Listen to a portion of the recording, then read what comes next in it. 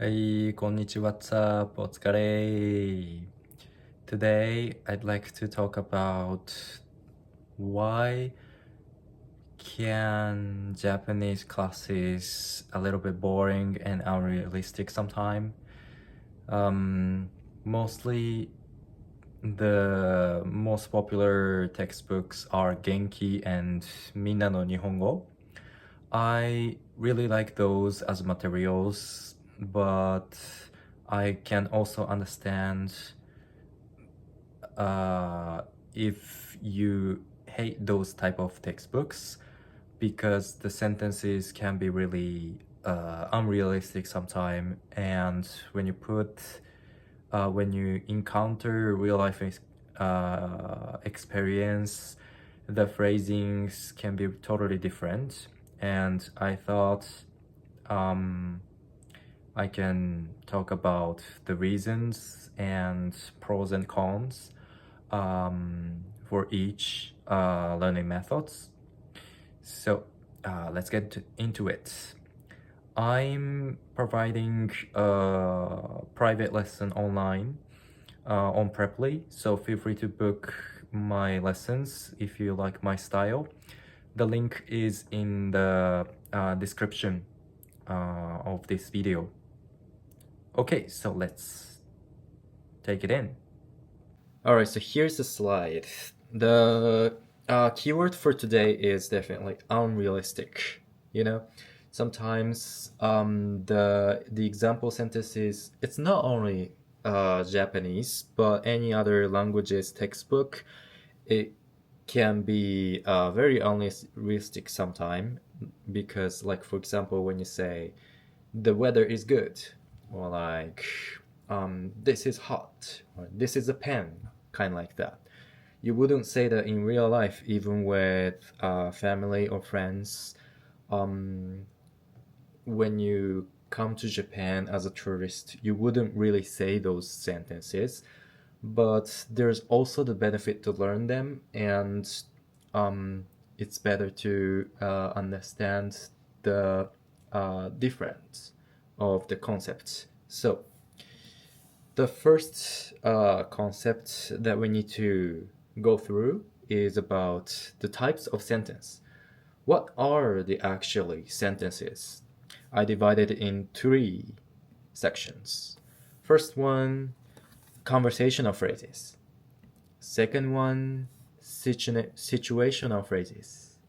And the third one, descriptive sentences.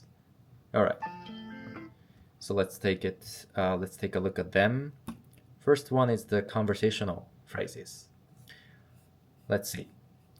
The most basic words in Japanese language, these 2 words are definitely the ones that Japanese learners learn at first. Konnichiwa. And then the listener would respond with the same phrase, konnichiwa, meaning hello or hi. And genki desu ka? Meaning how are you? And the conversational partner would be genki desu, would say genki desu. Ka is a question mark in Japanese, and it's pretty common to repeat whatever you hear in Japanese. That's maybe because of the influence of harmony, respecting type of culture. So that's why it's really mostly safe and accurate to repeat whatever you hear. That's one of the tips to learn Japanese, by the way. But these type of phrases are conversational ones. It really depends on the conversation. That's why it's better to have 2 persons, and it's more like the short phrase and then response kind of thing. It's better to remember as a set words. And as a little different topic, casual versus formal is also one of the points in this section, because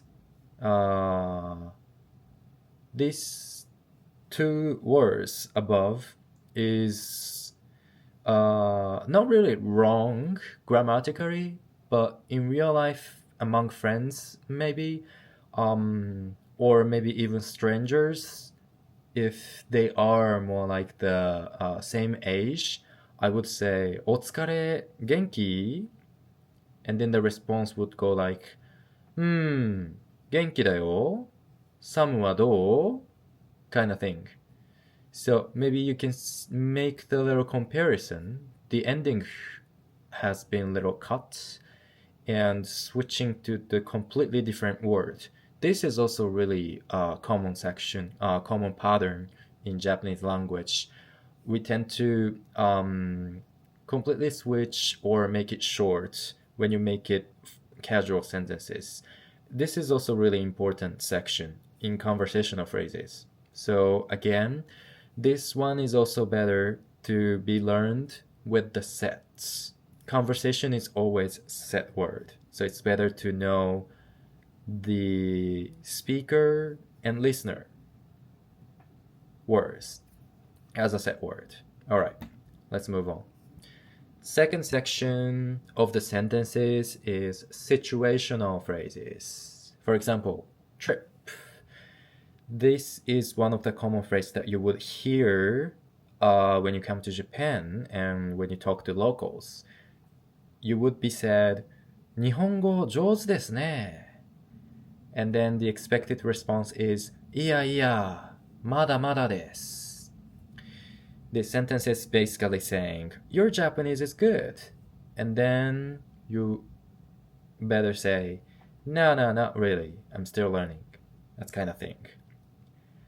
This, I maybe can categorize this as a conversational phrase, but this one is also very based on the situational because these are the phrases that you would hear or say in specific situation. If you you better be a foreigner, and it's better to be a trip to hear and to use these sentences, because among Japanese native speakers, we wouldn't say that. Your Japanese is good. I wouldn't say that to my Japanese friend. And so this is really based on situational. And these type of sentences are also not really appear a lot in the textbook. This is also a little hard to set the situation in the online lesson as well, because we don't really change the place. The situation really doesn't change.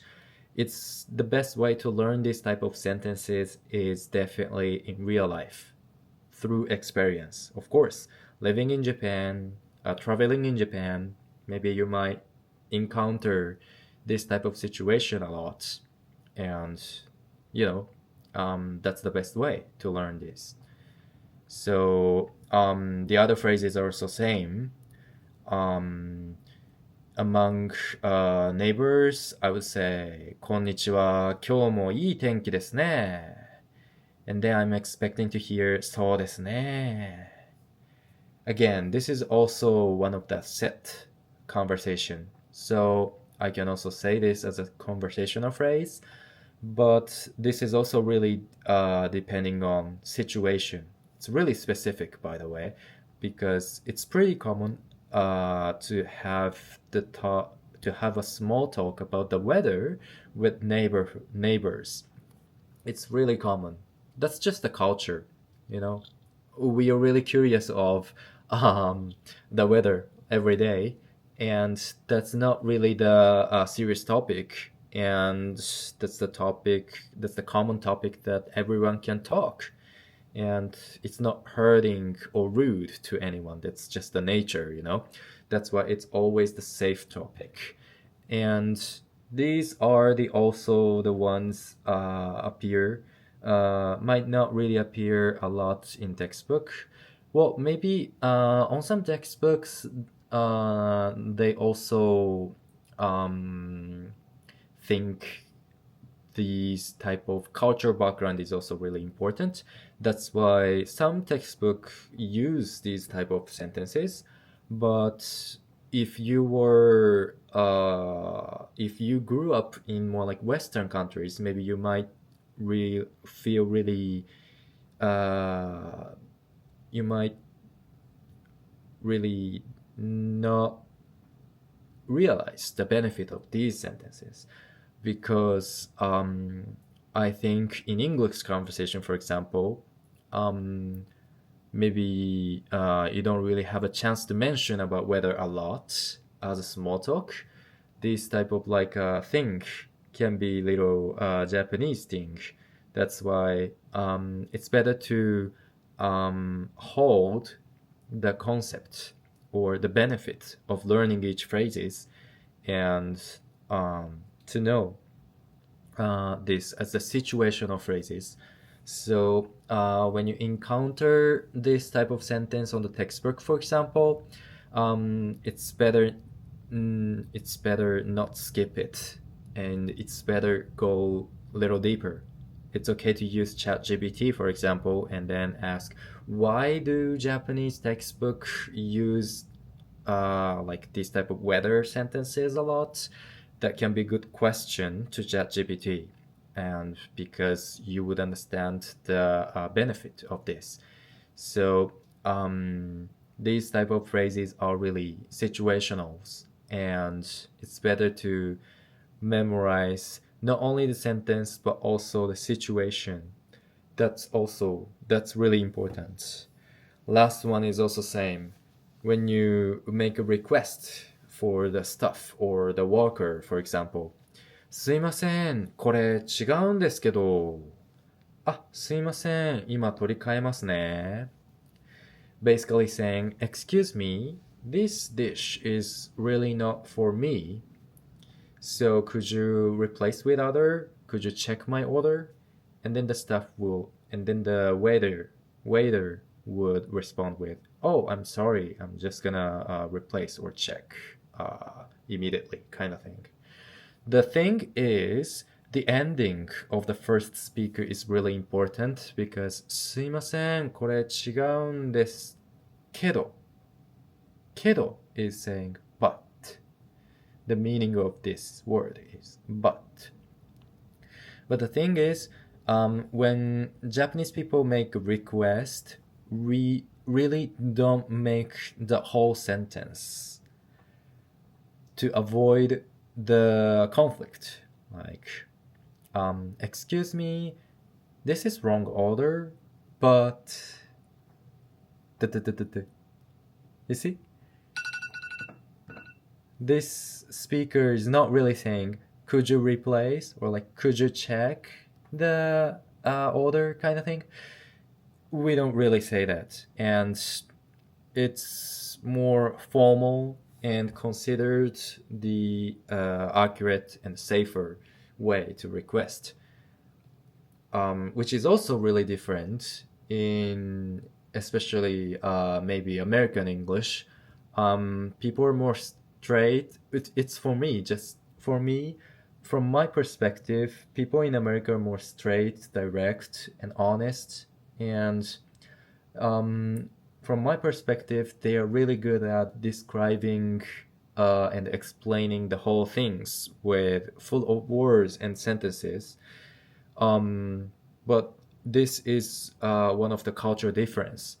And I would call this is one of the situational phrase because it's not really enough to know the translation of this word because you wouldn't understand the reason of ending the sentence short and ending the sentence with kedo if you really don't know the cultural background, right?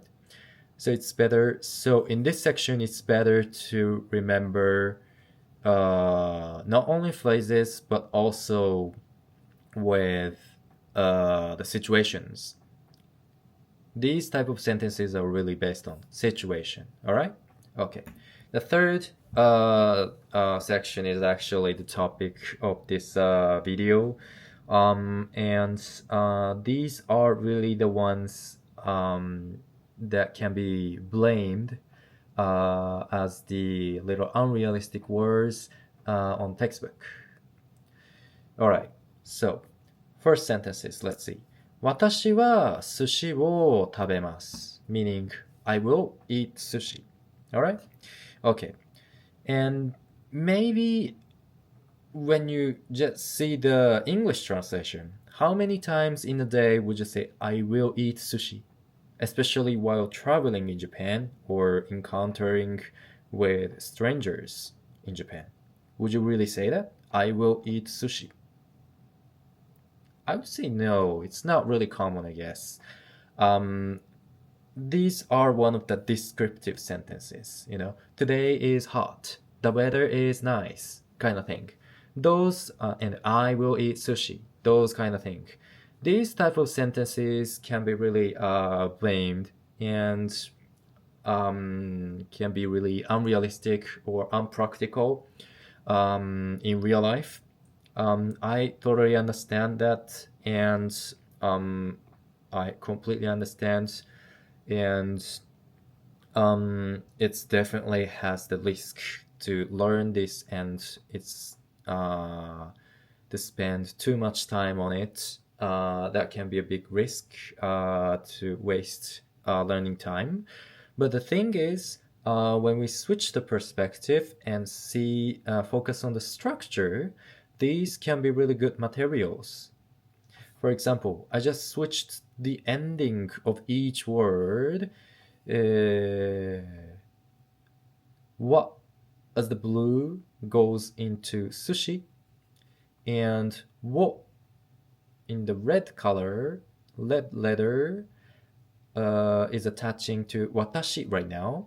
And what would happen when you say watashi wo sushi wa tabemasu? The translation can be the translation is actually sushi will eat me. What happened? Eat didn't really change. But the subject and object has been switched, even though the word order really didn't change. See? This is also the big difference from the European languages, you know? As you can see, in English, for example, the position is switched. I versus sushi. And it really matters. The order really matters in Western countries.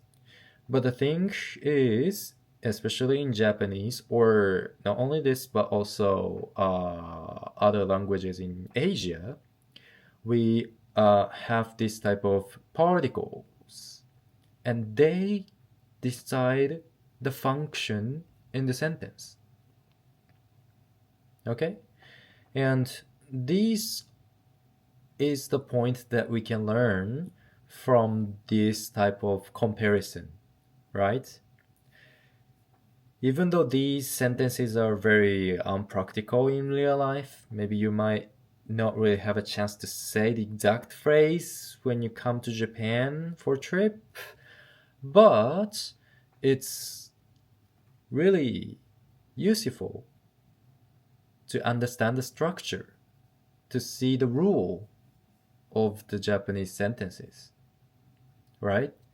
I'm calling this descriptive sentences. All right, so here's the summary.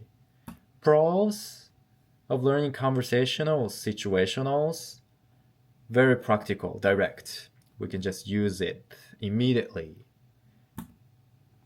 And the con of descriptive sentence, unrealistic, unpractical. We can't really use it in the real life when you come to Japan. But the pro is easy to see the formula. All right, perfect, really good. So, so here's the summary of my theory. Okay, I just divided sentences from just my perspective, and 3 phrases have each pros and cons. Then what's the best to learn? Everything. Yes, that's always better. To learn whatever you can do. It's always better to learn everything. Do everything that you can do. Yes, it's not only for Japanese language, but also any type of challenge. it's better to do your effort, do your best, right? Everything has the each benefit to learn. All right. So here's a little last advice. When you learn conversational or situationals, it's better to try hold the whole sentence, not breaking down too much, because it gets really complicated. That's actually the cons of these type of phrases.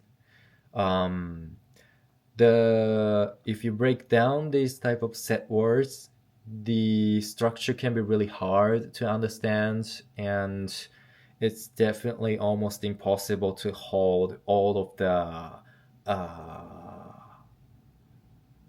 learning points, right? It's always hard. That's why it's better to focus on the whole sentence, whole one-on-one conversation, whole set word. It's always better to remember as the whole word. All right? But descriptive sentences also has a benefit. Use this as a material to study or practice structure, not try to say the exact sentence. Again, they're not really unrealistic, I admit it, so we can't really use it in real life, but it's also necessary to see the rule, see the formula, so that you can use the formula effectively. That's really connecting to the level of fluency, right? So it's better to so my message is learning all of the types of sentences. That's the definitely my first message. And the second message is whole sentence, whole set word for the conversational phrase, situational phrase, but don't really break it down. Don't analyze too much. Instead, you can really analyze. Feel free to analyze a lot and ask a bunch of questions to teacher about descriptive sentences so that you can really get to be familiar with the structures. The both of them is really necessary to improve the fluency. All right, so here's the end of the class. Thanks for watching. Thanks for giving me attention. If you're interested in my style of lesson, feel free to book my lesson. Feel free to book my private online lesson on Preply. We can do video call and make personalized material for you. And it's also good to use those type of textbooks as well. For looking forward to meet you. Bye bye.